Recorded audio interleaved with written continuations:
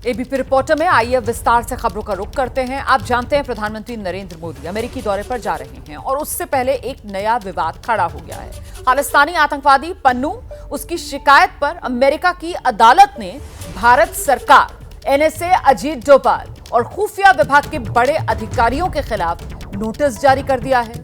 ये समन पन्नू की हत्या की साजिश के आरोप में जारी किया गया है और बड़ी खबर यह कि इस समन पर भारत की सरकार ने कड़ा ऐतराज जता दिया। विदेश मंत्रालय ने आरोपों को निराधार बता दिया। विदेश मंत्रालय का कहना है कि इस मुद्दे पर हमारा स्टैंड बदलेगा नहीं। पन्नू का संगठन गैर कानूनी है, आतंकी गतिविधियों में शामिल है।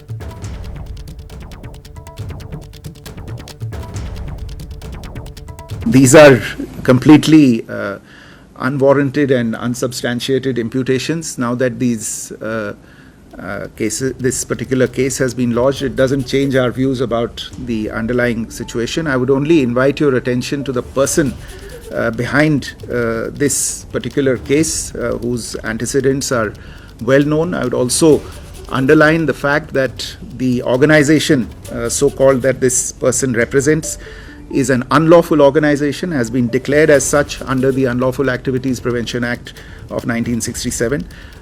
And it has been done so on account of its involvement in anti-national and subversive activities aimed at disrupting the sovereignty and territorial integrity of India. और आप देख रहे हैं इस समय हमारे साथ पूर्व राजनयिक अशोक सज्जनहार जी मौजूद हैं और साथ ही मेरे सहयोगी आशीष कुमार सिंह मौजूद हैं। पहले जरा आशीष का रुख करते हैं और इस पूरी खबर को लेकर अपडेट आशीष से हम ले लेते हैं। आशीष, इतने अच्छे रिश्ते दोनों देशों के बीच और ऐसे में ये अमेरिकी अदालत का समन, ये डेफिनेटली इंडिया के लिए डिसअपॉइंटिंग है, but more than that Romana, मुझे लगता है कि ये एक पॉपुलरली इलेक्टेड गवर्नमेंट को बदनाम करने का फेल्ड अटेम्प्ट है गुरपतवंत सिंह पन्नू की तरफ से। आप देखिए उनका जो एफिडेविट है वो भी बड़ा हास्यास्पद है, रिडिकुलस है कि वो गवर्नमेंट ऑफ इंडिया को पार्टी बनाने की बात कर रहे हैं। हमारे प्रधानमंत्री के बारे में लिख रहे हैं कि जब तक चेयर पे हैं तब तक हम उनको नामित नहीं कर रहे हैं, उसके बाद हम उनको भी पार्टी बना लेंगे। और उसके बाद न्यूयॉर्क की कोर्ट इस तरह का समन जारी कर देती है। भारत सरकार ने बहुत कड़ा पोजीशन लिया है, सख्त रुख अपनाया है, पहले भी इस पे अपना पोजीशन क्लियर किया था और अभी बिल्कुल स्पष्ट फॉरेन सेक्रेटरी ने कहा है कि अनवारंटेड है, अनसब्सटेंशिएटेड है। इस तरह से भारत सरकार इसको कबूल नहीं करने वाली है। और बिल्कुल सही बात है कि गुरपतवंत सिंह पन्नू एक डेजिग्नेटेड टेररिस्ट है, उसको इतनी छूट अमेरिका में नहीं मिलनी चाहिए। और इसी वजह से मुझे सोर्सेज ये भी बता रहे रोमाना कि प्रधानमंत्री जो दौरा करने वाले हैं इसमें भी ये मसला वो अमेरिकी प्रशासन के साथ उठाएंगे, अमेरिकी राष्ट्रपति के साथ उठाएंगे और इस पर कड़ी कार्रवाई की मांग करेंगे। मुझे लगता है कि ये खालिस्तानी गुट, ये खालिस्तानी आतंकी इस तरह के मामलों को सामने उठा करके बेवजह रेकअप करके अपने आप को और फर्दर एक्सपोज कर रहा है। और बेहतर होगा कि ऐसे आतंकियों के खिलाफ अमेरिकी प्रशासन जल्द से जल्द कार्रवाई करे ताकि इस तरह की हरकतें जो वो कर रहे हैं रह रहकर उस पर विराम लग सके। आप रहिए मेरे साथ, मैं लौटूंगी आपके पास। अशोक सज्जनहार जी हमारे साथ मौजूद हैं। अब जरा उनसे गहराई से इस खबर का विश्लेषण करवाते हैं और समझते हैं कि आखिरकार अमेरिकी अदालत वो भारत सरकार से लेकर हमारे एनएसए, खुफिया विभाग के अधिकारियों सबके लिए समन जारी कर रही है। क्या ये बिना अमेरिकी सरकार की जानकारी के संभव है? और अगर नहीं तो फिर इससे भारत और अमेरिका के रिश्तों पर अब यहां से असर क्या? जी, बहुत शुक्रिया रोमाना। देखिए, दो बातें आपने, दो प्रश्न पूछे हैं, तो मैं पहले दूसरे प्रश्न का आपको जवाब देने का प्रयास करूंगा। मेरे विचार से भारत और अमेरिका के संबंधों में ये गुरपतवंत सिंह पन्नू का जो केस है इसका कुछ ज्यादा प्रभाव नहीं पड़ने वाला है। ये कुछ समय हो गया है, करीब 1 साल के आसपास, नवंबर पिछले साल में उन्होंने ये इंडाइटमेंट जारी किया था। इससे पहले भी इसके बारे में बातें आई थी, जिसे मैं कहूं, जिसे कहा जाता है एक छोटा सा ब्लिप है दोनों रिश्तों के बीच में। हमारे रिश्ते बहुत ही गहरे हैं, बहुत ही व्यापक हैं और इसमें इसका कुछ इतना ज्यादा असर नहीं होने वाला है। दूसरा प्रश्न आपने पूछा, क्या इसमें अमेरिकी सरकार का सपोर्ट है? तो मैं कहूंगा नहीं है। देखिए, वहां पर और हर देश में अपने जुडिशियल प्रोसीजर्स होते हैं, अपने लीगल प्रोसीजर्स होते हैं। आप अगर कोई केस लाते हैं तो कोर्ट के बाध्य हो जाता है जो कुछ वो गिवन एक्शंस हैं उनके ऊपर वो एक्शन उसके ऊपर ऐसे करता है। जहां तक सरकार का है तो देखिए, अभी जेक सलिवन वहां के जो नेशनल सिक्योरिटी एडवाइजर हैं उन्होंने भी कहा जो ये वाली बात जो है ये भारत सरकार के साथ उन्होंने उठाई थी, भारत सरकार के साथ हमारी बातचीत हो रही है। कल आपने देखा है हमारे विदेश सचिव ने इसके बारे में प्रेस कॉन्फ्रेंस में कहा है इसके बारे में, जो जब हमारे सामने ये मामला लाया गया तो हमने एक हाई लेवल कमेटी इसके ऊपर नियुक्त की है, जो कि ये सब मामले जो कुछ भी बातें अमेरिकन सोर्सेस से आई हैं उसको हम ध्यान से देख रहे हैं, डील कर रहे हैं, इन्वेस्टिगेट कर रहे हैं। इन्वेस्टिगेशन अभी जारी है और हम अपने जो अमेरिकन इंटरलोक्यूटर्स हैं, अमेरिकन हमारे जो ऑफिशियल्स हैं, उनके साथ हम बातचीत कर रहे हैं, उनको हम ब्रीफ कर रहे हैं। तो मैं समझता हूं जो अमेरिकी सरकार है वो इसको बहुत लो की पर डील करने के उसमें है, फेवर में है। और यहाँ पर गुरपतवंत सिंह पन्नू तो अपनी रेलेवेंस को रोमाना बढ़ाने के लिए, जो देखिए मैं इतना महत्वपूर्ण आदमी हूँ, जो भारत सरकार मेरे विरुद्ध ऐसे काम करना चाहती है, और अपना सपोर्ट को और ज्यादा बनाने के लिए अमेरिका में, कनाडा में, यूके में, ऑस्ट्रेलिया में, जहां जहां कुछ ये खालिस्तानी लोग हैं, तो वो ऐसे अपने षड्यंत्र करते हैं, ऐसे वो काम करते हैं। परंतु जैसे मैंने पहले कहा, दोनों देशों के द्विपक्षीय संबंधों पर इसका कोई खास बुरा असर नहीं पड़ने वाला। ठीक है अशोक सर, आपने बहुत डिटेल में ये पूरा का पूरा मामला समझाया। मुझे एक सवाल का और जवाब दीजिए। इस तरीके के जब मामले आते हैं तो फिर उनमें जो प्रोसेस है वो क्या अपनाया जाता है? क्योंकि यहाँ पर अमेरिकी कोर्ट जिसने इस तरीके से समन भारत सरकार से लेकर NSA और हमारे यहाँ के खुफिया विभाग के बड़े अधिकारियों के लिए जारी किया है, ये प्रोसेस क्या अपनाया जाता है सर? और साथ ही साथ अब जबकि ये समन वाला एक मामला सामने आया है, इसके जरिए क्या कोई मौका जो यहाँ भारत सरकार और हमें मिलता हुआ नजर आ रहा है पन्नू पर, हम शिकंजा अपना किसी तरीके से कस सकें? कुछ ऐसा हो सकता है क्या इस पूरे मामले में? देखिए, फिर दूसरे सवाल का पहले मैं जवाब दूंगा। ये जब प्रधानमंत्री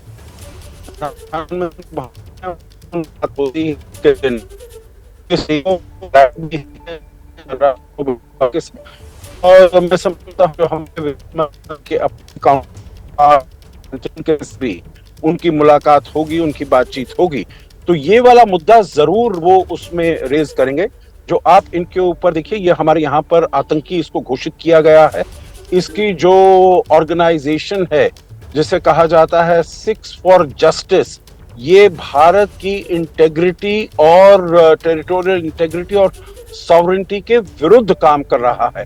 तो इसके ऊपर आप अंकुश लगाइए। इसको भारत के विरुद्ध जो ऐसी हमारे सैन फ्रांसिस्को में भी जो कॉन्सुलेट है उसके ऊपर भी हमला हुआ था, उसके ऊपर भी आगजनी का केस है उसमें। तो ये यकीनन अमेरिकी सरकार को इसके बारे में बताया जाएगा। और जहां तक कोर्ट का मामला है जो आपने पूछा है, तो उसमें मैं यही कहूंगा, जो ये कोर्ट की प्रक्रिया है, हमने इसको रिजेक्ट कर दिया है कंप्लीटली। और ये तो अभी प्रेस इंटरैक्शन में किया गया है, परंतु मेरे ख्याल से लीगली भी हमारी जो एम्बेसी है, हमारा जो कॉन्सुलेट जनरल है न्यूयॉर्क में, वो भी इसको फॉर्मली इसको कोर्ट को बताएगा जो ये बिल्कुल निराधार है, हम इसको बिल्कुल नहीं मानते हैं और हम ये जो आपके समन्स हैं इसको एक्सेप्ट नहीं करते हैं। परंतु फिर भी हमें इसका एक लीगल ओपिनियन लेना पड़ेगा। जो भी लीगल प्रोसीजर्स होते हैं उसको फॉलो करेंगे, परंतु we are on a very strong wicket. हमें किसी प्रकार का उसमें वो नहीं है,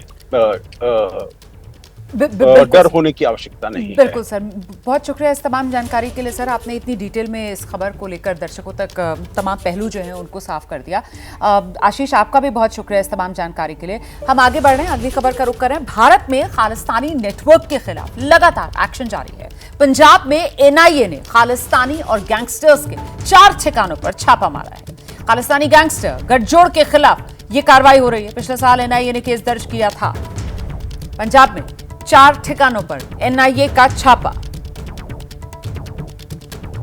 देश विरोधी गतिविधियों का आरोप है खालिस्तानी गैंगस्टर्स का ये नेटवर्क, जिसको लेकर एक्शन हो रहा है। मतलब आतंकवादियों और गैंगस्टर्स का ये नेटवर्क पंजाब में, इसी को लेकर ये छापेमारी, देश विरोधी गतिविधियों का आरोप। आगे बढ़ते हैं, अगली खबर का रुख करते हैं। वक्फ संशोधन बिल को लेकर JPC की मीटिंग, इसी को लेकर बड़ी खबर यह कि कल JPC की 5वीं बैठक जो हुई है वो जबरदस्त तरीके से हंगामेदार रही है।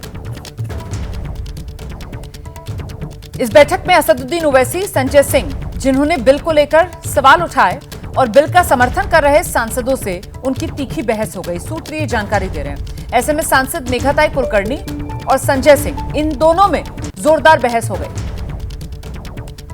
वक्फ संशोधन बिल को लेकर जेपीसी की मीटिंग्स का सिलसिला जारी है। कल जेपीसी की 5वीं बैठक हुई और ये जो 5वीं बैठक है वो बहुत हंगामेदार रही है, जिसमें सत्ता पक्ष की सांसद हैं मेघाताई कुलकर्णी, उनमें और विपक्ष के सांसद हैं संजय सिंह। दोनों में बताया जा रहा है कि बहुत तीखी बहस हो गई है। सीधे आपको लेकर चलते हैं, हमारे साथ हमारे सहयोगी नीरज पांडे इस समय मौजूद हैं। जरा जानते हैं नीरज पांडे से कि जेपीसी की बैठक में ये जो बहस है उसका केंद्र बिंदु क्या रहा दोनों के बीच, संजय सिंह और मेघाताई कुलकर्णी के बीच? नीरज, क्या जानकारी मिल रही है? देखिए रोमाना, जो हमारी जानकारी है उसके अनुसार वक्फ संशोधन बिल के प्रावधानों को लेकर लगातार संजय सिंह, असदुद्दीन ओवैसी और कई विपक्ष के सांसद हंगामा कर रहे थे और कह रहे थे कि ये बिल्कुल संविधान के खिलाफ है और इसको तुरंत वापस लेना चाहिए। इस पर ना कोई बहस करनी चाहिए, ना कोई बात करनी चाहिए। इसको लेकर सत्ता पक्ष से कई सांसद, खासकर मेघाताई कुलकर्णी और निशिकांत दुबे, इन दोनों लोगों ने उनकी बातों का विरोध किया और इस बात को लेकर दोनों पक्षों में जोरदार बहस हुई। कई बार जगदम्बिका पाल जो चेयरमैन हैं जेपीसी के, उन्होंने उसको रोकने की कोशिश की, समझाने की कोशिश की, बचाने की कोशिश की, लेकिन झगड़ा इस लेवल का था कि करीब 25 मिनट तक हंगामा होता रहा। आपस में खूब बहस होती रही, एक दूसरे पर आरोप प्रत्यारोप लगते रहे, बहुत सारी विषयों पर बातें हुई। तो ये जो जानकारी आई हमारे सामने, हमको मिली, वो ये कि सत्ता पक्ष के सांसद और विपक्ष के जो सांसद हैं वक्फ संशोधन बिल के प्रावधानों को लेकर आमने सामने रहे और कल की जो बैठक रही वो बहुत हंगामेदार रही। आज की बैठक भी हंगामेदार होने के आसार हैं। बहुत शुक्रिया नीरज, नजर बनाकर रखेगा। कोई और अपडेट होगा इस मामले से जुड़ा हुआ तो दर्शकों तक हम पहुंचाएंगे। इस वक्त एक बड़ी खबर आ रही है। कर्नाटक हाईकोर्ट के जज की टिप्पणी से जुड़ा हुआ ये मामला है। सुप्रीम कोर्ट ने कर्नाटक हाईकोर्ट के जज की टिप्पणी पर संज्ञान ले लिया है। कर्नाटक हाईकोर्ट के जज ने बेंगलुरु के एक इलाके को लेकर टिप्पणी की थी। बेंगलुरु का एक मुस्लिम बहुल इलाका, और बेंगलुरु के इस मुस्लिम बहुल इलाके को कर्नाटक हाईकोर्ट के जज की तरफ से मिनी पाकिस्तान कहा गया था। इसी पर सुप्रीम कोर्ट ने कर्नाटक हाईकोर्ट के रजिस्ट्रार से रिपोर्ट मांग ली है। इस वक्त की बड़ी खबर आपको बता रहे हैं। कर्नाटक हाईकोर्ट के जज की टिप्पणी को लेकर सुप्रीम कोर्ट की तरफ से कर्नाटक हाईकोर्ट के रजिस्ट्रार से रिपोर्ट मांगी गई है। कर्नाटक हाईकोर्ट के एक जज की तरफ से बेंगलुरु का एक इलाका जो मुस्लिम बहुल इलाका है, उस इलाके को मिनी पाकिस्तान कहा गया था। हम सीधे आपको लेकर चलेंगे, हमारे साथ हमारे सहयोगी निपुण सहगल इस समय मौजूद हैं और जरा जानते हैं निपुण से पूरा मामला क्या है। निपुण, जरा बताइए विस्तार से। देखिए रोमाना, सोशल मीडिया पर जस्टिस वी श्रीसनंदा, जो कि कर्नाटक हाईकोर्ट के जज हैं, उनकी एक टिप्पणी वायरल है जिसमें वो बेंगलुरु के गोरीपाल्या इलाके को, जो मैसूर रोड फ्लाईओवर के पास पड़ता है, मुस्लिम बहुल इलाका है, वहां पर ट्रैफिक नियमों का पालन न होने पर टिप्पणी कर रहे हैं और उस इलाके को मिनी पाकिस्तान बता रहे हैं क्योंकि वहां पर पुलिस पूरी तरह से निष्क्रिय है और एक ऑटो में 10 से ज्यादा लोगों को बिठाया जा रहा है। तो जज का ये कहना था कि ये इलाका लगता है भारत में है ही नहीं, ये मिनी पाकिस्तान है। सुप्रीम कोर्ट ने इस टिप्पणी पर संज्ञान ले लिया है। सुप्रीम कोर्ट की जानकारी में ये बात भी आई थी कि उन्हीं जज साहब ने एक महिला वकील पर भी असंवेदनशील टिप्पणी की थी कुछ दिनों पहले। ऐसे में कोर्ट ने संज्ञान लिया है। 5 वरिष्ठतम जजों की बेंच ने संज्ञान लिया चीफ जस्टिस की अध्यक्षता में और कर्नाटक हाईकोर्ट के रजिस्ट्रार से रिपोर्ट मांगी है पूरे मामले पर और अटॉर्नी जनरल और सॉलिसिटर जनरल से कहा है कि वो सहायता करें अदालत की। बुधवार को, अगले सप्ताह बुधवार को मामले की सुनवाई होगी। बहुत शुक्रिया आपका इस तमाम जानकारी के लिए निपुण। हम आगे बढ़ रहे हैं, अगली बड़ी खबर का रुख कर रहे हैं। हरियाणा से ये खबर आ रही है जहां विधानसभा चुनाव को लेकर सियासी सरगर्मी है और इस बीच हरियाणा कांग्रेस में नाराजगी का दौर जारी है। सूत्र जानकारी दे रहे हैं, कांग्रेस सांसद कुमारी सैलजा नाराज हैं। टिकट बंटवारे में हुड्डा कैंप को तरजीह जो दी गई है उसी को लेकर कुमारी सैलजा में नाराजगी। हुड्डा कैंप के ज्यादा उम्मीदवारों को टिकट देने से नाराज है कुमारी सैलजा। करीब 1 हफ्ते से प्रचार में भी नहीं दिखी हैं कुमारी सैलजा।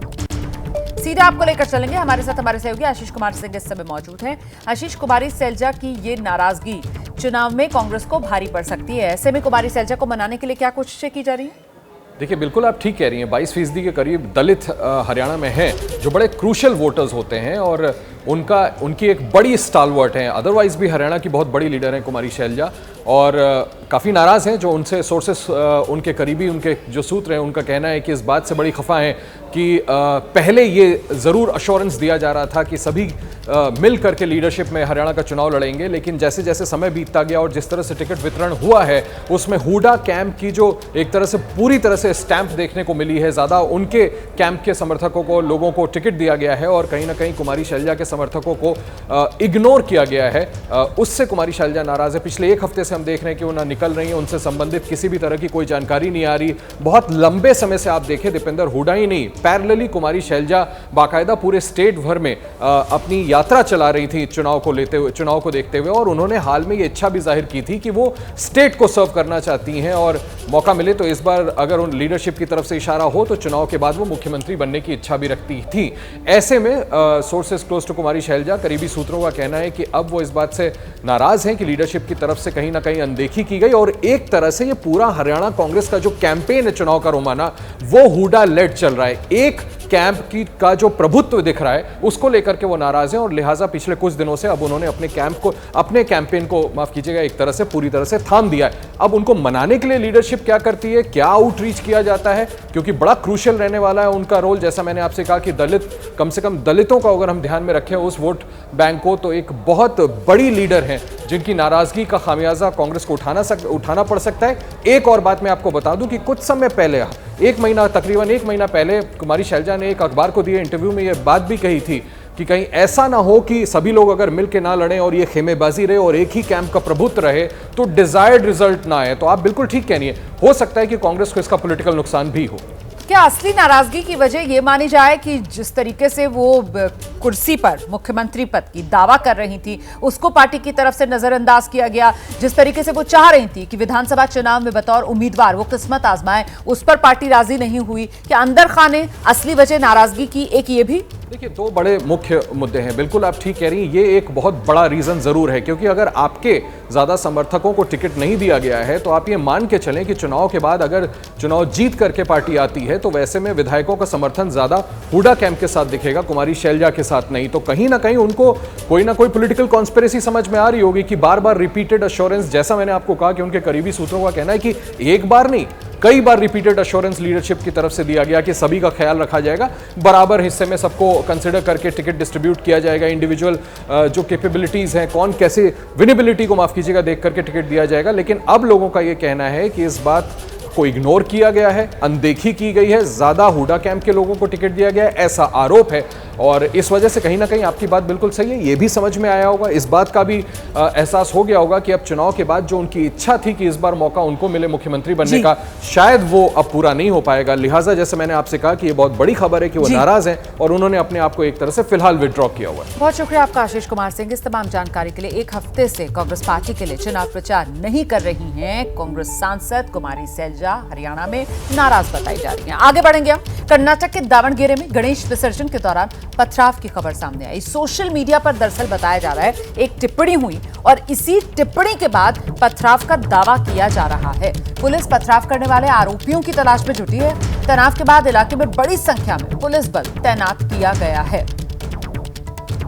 तो पथराव करने वाले आरोपियों की फिलहाल तलाश की जा रही है, अभी तक कोई पकड़ में आया नहीं है। ये तस्वीरें जो आप देख रहे हैं पथराव की 19 सितंबर की ये तस्वीरें हैं। यहाँ गणपति विसर्जन के दौरान जो जुलूस निकला उसी पर यह पथराव हो गया और पथराव की वजह सोशल मीडिया पर की गई एक विवादित टिप्पणी बताई जा रही है। यही जानकारी सामने निकल कर आ रही है कि सोशल मीडिया पर एक विवादित टिप्पणी हुई थी और उसी के बाद ये पथराव की स्थिति बनी। गणपति विसर्जन के लिए निकला जुलूस जिस पर निशाना लगाकर पथराव कर दिया गया। पूरे इलाके में तनाव पसरा हुआ है। इलाके के बाद बड़ी संख्या में यहां पुलिस बल को तैनात किया गया है, लेकिन अभी तक पुलिस के हाथ कोई आरोपी लगा नहीं है। पुलिस पथराव करने वाले आरोपियों की तलाश में जुटी हुई है। 19 सितंबर की ये तस्वीरें, जिस समय जुलूस निकाला जा रहा था उस पर पथराव होता है और वहां पर भगदड़ किसी स्थिति बनती है। कर्नाटक के दावणगेरे की ये तस्वीरें आपके सामने। एक तरफ गणपति विसर्जन को लेकर जुलूस और उसमें उत्साह था, देखते ही देखते इस उत्साहित जुलूस पर पथराव शुरू हो गया। पथराव की वजह से यहां भगदड़ मची और फिर भारी संख्या में पुलिस बल तैनात किया गया हालात काबू में करने के लिए। फिलहाल स्थिति नियंत्रण में जरूर बताई जा रही है, लेकिन तनाव अभी भी बरकरार है और पुलिस को लेकर स्थानीय लोगों में नाराजगी इस बात की कि अब तक पुलिस के हाथ आखिरकार खाली क्यों हैं।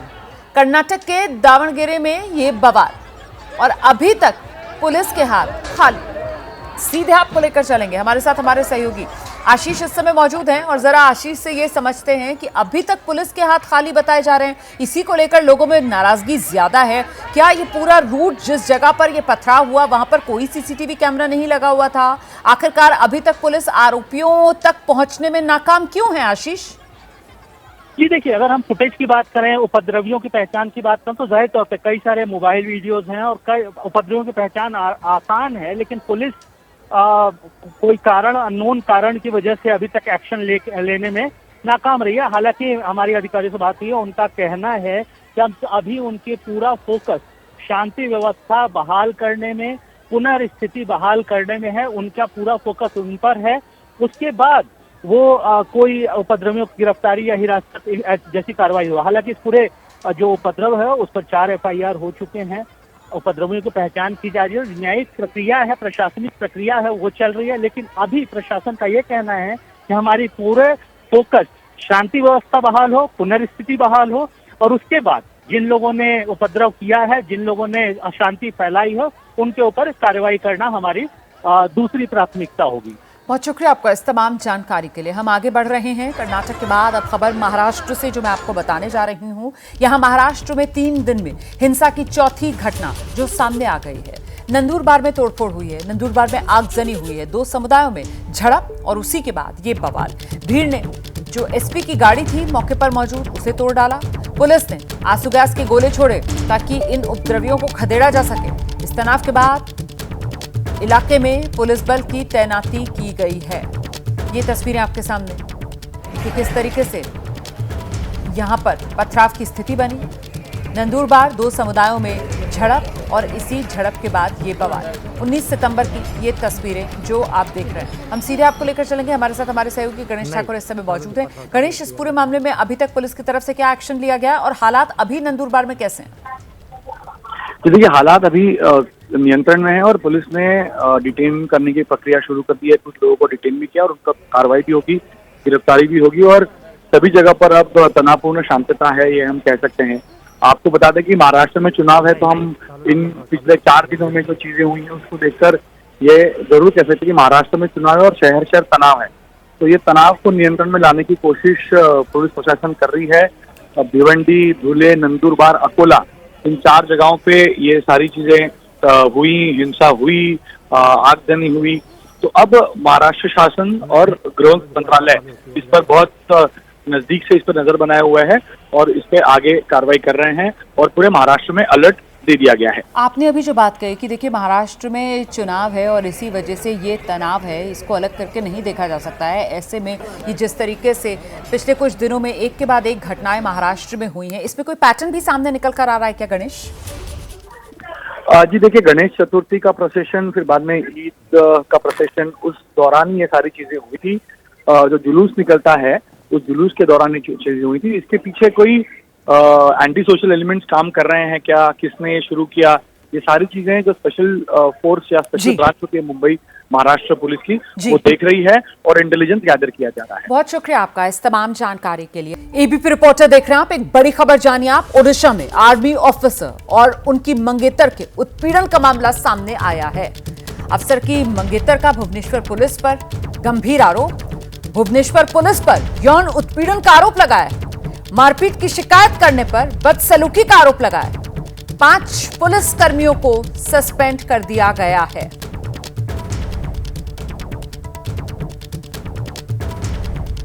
1 AM अपना रेस्टोरेंट क्लोज करने के बाद व्हेन आई वाज अपने घर जा रही थी, कुछ गाड़ी ने हमारा रास्ता रोका था और हमसे लड़ने की कोशिश की थी। उनसे जैसे भी बचाते हम लोग जब गाड़ी में वापस बैठे और उसका FIR देने भरतपुर पुलिस स्टेशन गए, वहाँ पे एक लेडी कांस्टेबल बैठी हुई थी अपने नाइटी में रिसेप्शन पे और कोई भी नहीं था। उनको मैंने बहुत बार FIR लिखने के लिए बोला, मेरा कंप्लेंट लॉन्च करने के लिए बोला, क्योंकि बहुत सारे लड़के थे वो लोग, तो वो पीछा हमारा कर सकते थे वापस। उसके लिए मैं उनको चाहती थी कि वो एफआईआर लिखे या पेट्रोल भेजे या कुछ करे। उन्होंने मुझे कोई हेल्प दी नहीं, उल्टा मेरे साथ गाली गलौज की। जब मैंने उनको बताने की कोशिश की कि मैं एक लॉयर हूँ और उनका बनता है इस टाइम पे एफआईआर लिखना, ये उनकी ड्यूटी है, तो उन्होंने मुझ पे और गुस्सा किया। थोड़ी देर बाद जब एक पेट्रोल गाड़ी आई, उसमें से और फीमेल ऑफिसर्स और बाकी मेल ऑफिसर्स आए।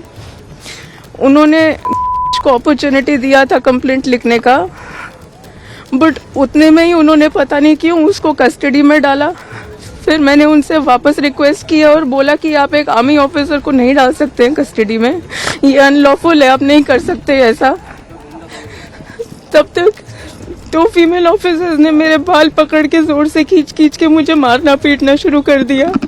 मैंने उनको रिक्वेस्ट करते रही, प्लीज स्टॉप, मत कीजिए, ऐसा मत कीजिए। फिर वो पुलिस स्टेशन के कॉरिडोर से मुझे घसीटते हुए ले जा रहे थे। उसके बाद उन्होंने मेरे ही जैकेट से मुझे मेरे पीछे हाथ बांधे और एक लेडी कांस्टेबल के स्कार्फ से मेरे पैर बांध के मुझे रूम में डाल दिया। फिर थोड़ी देर में एक मेल ऑफिसर आके मेरा उतार के मेरे पे किक मारना शुरू किया कंटिन्यूअसली।